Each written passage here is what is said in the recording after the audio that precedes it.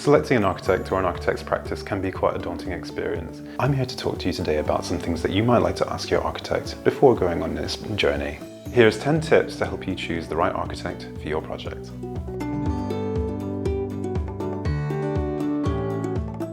It takes a very long time to become an architect, minimum of 7 years, the average takes about 10.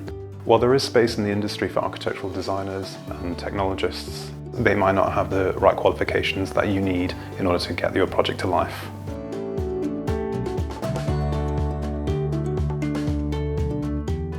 One of the best ways that you can find out about previous architects' work is by looking at their social media channels as well as looking on their website. But the best way that you're going to find honest feedback is by talking to previous clients. Now, any good architect will have a good relationship with their clients, and don't be afraid to ask to speak to them.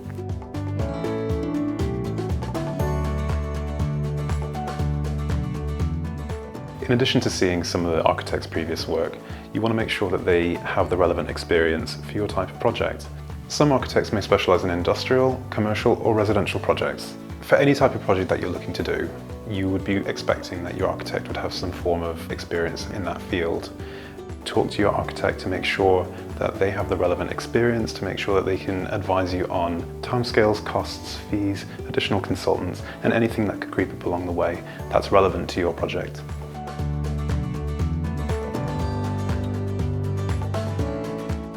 Planning applications are not always straightforward. There's a lot of issues that can creep up along the planning process that can make it very difficult to get planning consents. While there is the National Planning Policy Framework which covers the whole of the UK, each council has its own local plan which takes that policy and refines it and puts it into greater detail.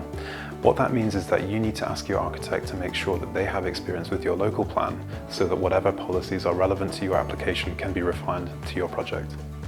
At Acres Architects, we're proud to say that we have a 94% success rate in securing planning consents first time. It's also important to establish in which way and how often you'll be in touch with your architect. There's in-person meetings, virtual meetings, online, as well as by email. Establish how quickly you can expect to receive responses from your architect. This means that you can set the pace and make sure that you get the information that you need when you need it.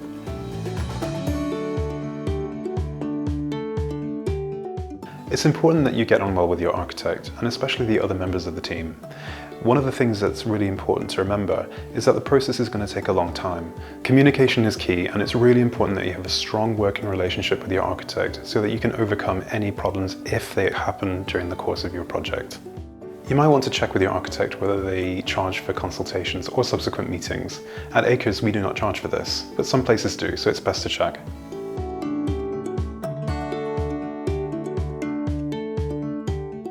A good architect will split your project down into stages depending on how complex and how large the project is. It's really important that you know what the scope of your project is so that both sides are comfortable with what is expected.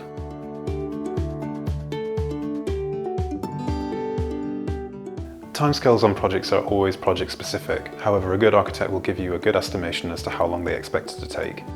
Good architectural design does take time. So be wary of any architects out there who promise the earth, because it's very easy to overpromise and underdeliver. Asking your architect how much everything will cost is a very reasonable question to ask, but you'll probably get more out of your architect by asking them, how will you be charging? There are several different ways in which architects price their projects. We have hourly rates, fixed fees, capped fees, or percentages of the overall construction cost. At Acres Architects, we typically offer fixed fee quoting. This means that it offers you peace of mind for how much the project is going to cost you, and you'll also know at which stage you'll be due those fees.